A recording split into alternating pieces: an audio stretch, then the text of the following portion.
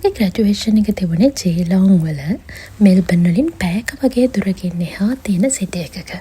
ඉතින් අපි නතර වෙන්න තෝරගත්තේ ඒඩන් ඕක් කියන රිසෝට් එක සඳුදා හවසම ඇවිල්ලා ගහරුවාදා උදේ තියෙන ග්‍රැජුවේෂන් එකට අපි රෙඩි වුණා. ඉතින් ගෙනාපු බඩු ඔක්කොම පිළිවෙලට අස් කරගෙන අපි දවස් දෙකක් මෙහෙ ඉන්න ඔක්කොම සූදානම් කරගත්තා.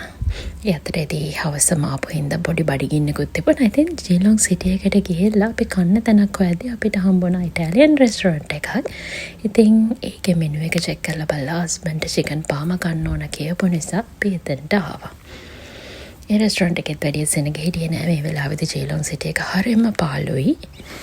ඉතින් මම නම් තෝරගත්තේ පිට්සා එකක්. මම චිකන් පාම කන්න පොඩ්ඩක්වත් කැමති නැහැ. ඉක්මනට කාලා අපි ගෙදර ආවා. මොකද ඊළඟ දවසේ ග්‍රැජුවේෂන් එකට රෙඩි වෙන්න පොඩි ෆේෂියල් එකක් එහෙම තාන්න මට අයිඩියා එකක් තිබුණා. මම බඩොත් අරගෙන ආවා. ඉතින් අපි ඒකට රෙඩි වුණා. කුතුප්පයි අද මගේ මූණ කන්ද හදන්නේ. මේ කන්ද කලින් මගේ මූණ. ඊට පස්සේ ඉදතෙන් මූණ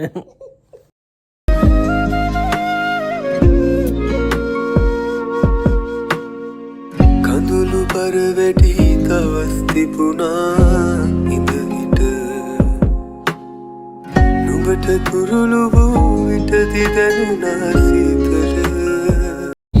මාස්ක් එක දාලා ටික වෙලාවක් යද්දී කී ගොරවන්න පටන් ගත්තා. හොඳටම නිදි. ඉතින් මෙයා උදෙන්ම නැගිටලා අපි දෙන්න රෙස්ටොරන්ට් එකට කන්න ගියා. රිසෝට් එකේම තිබෙන රෙස්ටොරන්ට් එකට.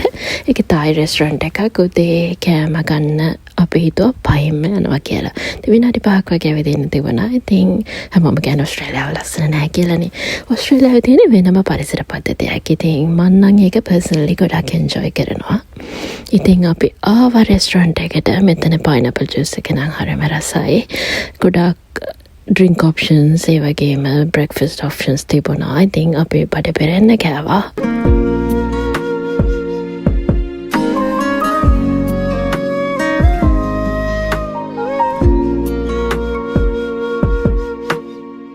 අඳුරුනින් එක එළියවුවා නුඹ මට රිදුණු පපුවට සැනසුමක්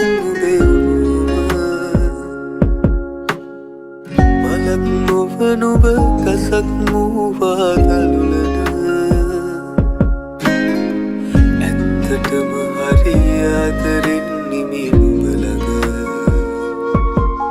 පොද වැස්සක් වැටුනාම අපි තවනම් වෙනවාද එයයි නුඹ මට කියා දුන් ප්‍රේමජ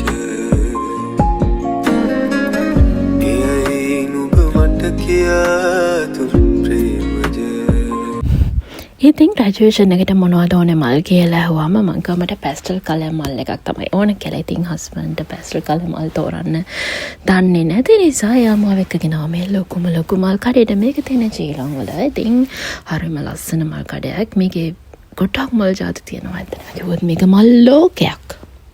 පොද වැස්සක් වැටුනාම අපි තවනම් වෙනවාද එයයි නුඹ මට කියා දුන් ප්‍රේමජ එයයි නුඹ මට කියා දුන් ප්‍රේමජ.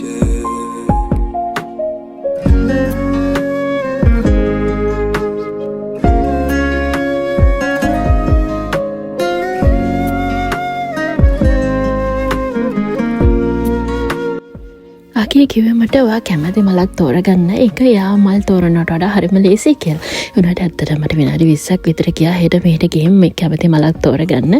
ඉතින් එයාට උනේ ලේට වෙලා මට රව ඉන්න. ඒක ඉවර වුණු ගමන් අපි දෙන්න ආවා ජීලන් වල ලස්සන පරිසරය බලන්න. ඉතින් මේ හරිම නිවෙන පරිසරයක්. උදේ පාන්දර නිසත් වෙන්නේ නැති පොඩක්වත් කලබල නැහැ. අපි ටිකක් වෙලා එහෙට මෙහෙට ඇවිදලා රිලැක්ස් වෙලා ආය ඉක්මනටම අපේ රූම් එකට ආවා ග්‍රැජුවේෂන් එකට රෙඩි වෙන්න. මම පළවෙනියම කරන්න පටන් ගත්තේ මගේ කොණ්ඩේ අයන් කරන එක. මොකද මට තියෙන්නේ හරිම ෆ්‍රිසි කොණ්ඩයක්. ඉතින් ගොඩක් වෙලා යනවා මගේ කොණ්ඩේ සෙට් කරගන්න. ඉතින් මං හිමින් මගේ කොණ්ඩේ සෙට් කරනකන් අකී මැච් එක බැලුවා. එයාට නම් වෙන ඉතින් කරන්න වැඩක් නැහැනේ. මම ඊට පස්සේ මේකප් දාන්නත් පටන් ගත්තා. මං මේකප් දාන්න හරිම ආසයි ඇත්තටම. ඒ වුණාට අකී කියන්නේ ගොඩක් මේකප් දාන්න ඕනේ නැහැ. සිම්පල් මේකප් එකක් දැම්මම ඇති කියලා. ඉතින් මම එයා කැමති විදිහට පොඩි සිම්පල් මේකප් එකක් දාගත්තා. මට හිතෙන්නේ ඒක ලස්සනයි කියලා. ඒ වුණාට මං ටිකක් වැඩිපුර මේකප් දාන වෙලාවට එයා එක මකන්න කිව්වම නම් මට ටිකක් තරහා යනවා. ඇත්තටම කිව්වොත් මට පුළුවන් නම් මං කඩේට යද්දිත් මේකප් දාගෙන යනවා. මං ඒ තරමට මේකප් දාන්න ආසයි. ඉතින් මම මෙහි ඉතේ ගොඩක් මේකප් ප්‍රොඩක්ට්ස් එකතු කරගෙන දැන් නම් මං ගාව ලස්සන කලෙක්ෂන් එකක් තියෙනවා මගේ ස්කින් එකට මැච් වෙන්න. හැබැයි සිම්පල් කිව්වට මං ගාව තියෙන හැම જાතියෙම පොඩ හරි මං කෑවා. මොකද ඉතින් අපරාධිනේ ඔය තියෙනවා මේ වගේ දවසකට ගන්න නැතුව කවද ගන්නද? ඉතින් අපි දෙන්න මේ ග්‍රැජුවේෂන් එකට යන්න හොඳටම රෙඩි වෙලා ෆොටෝ ෂූට් එකත් කරලා දැන් ඉන්න අපේ ග්‍රැජුවේෂන් එක පටන් ගන්නයි යන්නේ.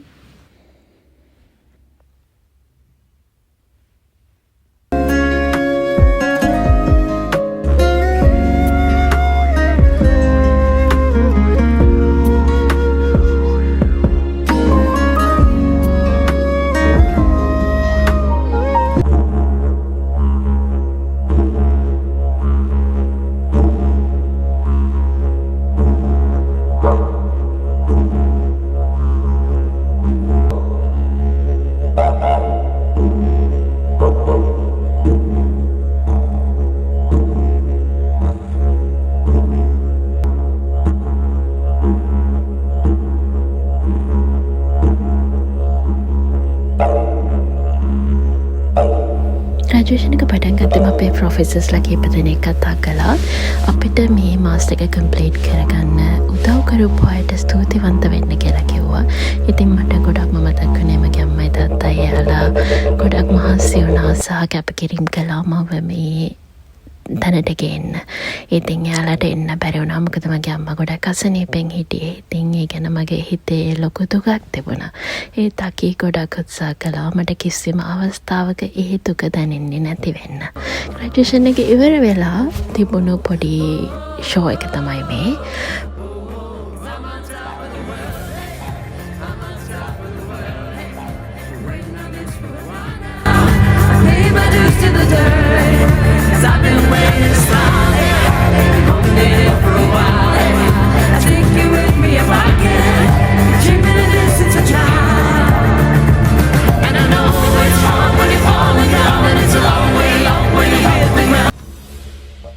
ඊට පස්සේ පොඩි පාටි එකකුත් තිබුණා. හරිම ලස්සනට රෙන්ජ් කරලා තිබුණ පාටි එක.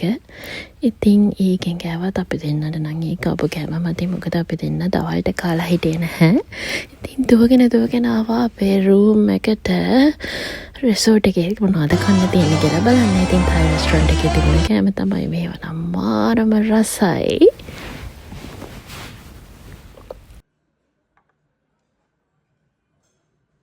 ඊට පස්සේ උදේ පාන්දරම බ්‍රෙක්ෆාස්ට් එක ගන්නෙත් නැතුව අපි 4ට හැරිලා පොඩි ගමනක් යන්න ලෑස්ති වුණා. පොඩි ගමනක් කියවට මේක පොඩි ගමනක් නෙමෙයි. පැය 2ක ඩ්‍රයිව් එකක් තියෙන ගමනක්. ඉතින් කැංගරු හැම පාට මොනේද කියලා බයනුත් ගේ. පැයක් විතර ඩ්‍රයිව් කරලා අපි දෙන්නට හැමදාම එන පොඩි පඩිකින් ඇවිත් ෂෝට් හිට්ස් ටිකක් කාලා කොෆි එකක් බීලා ටිකක් නැවතිලා ඉඳලා ආයෙ ගමන පටන් ගත්තා. අපි ඔස්ට්‍රේලියාවට ඇවිල්ලා අවුරුදු 2කමාරක් වගේ වුණත් අපි දෙන්නට නිදහසේ සැනසීමේ ගමනක් යන්න හම්බුණු පළවෙනි අවස්ථාව තමයි මේ. ඉතින් අපි දෙන්න ඒක පුළුවන් උපරිමයටම එන්ජොයි කළා.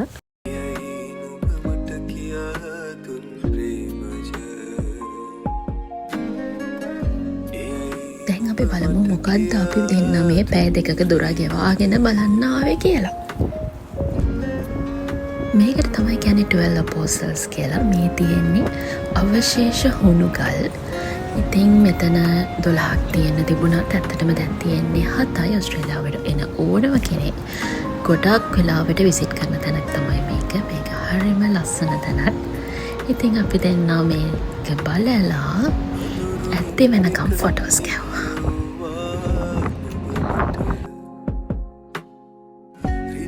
පපුවට සැලසුමක් මලක් නොවන ඔබ කසක් මූවා දළුලන ඇත්ත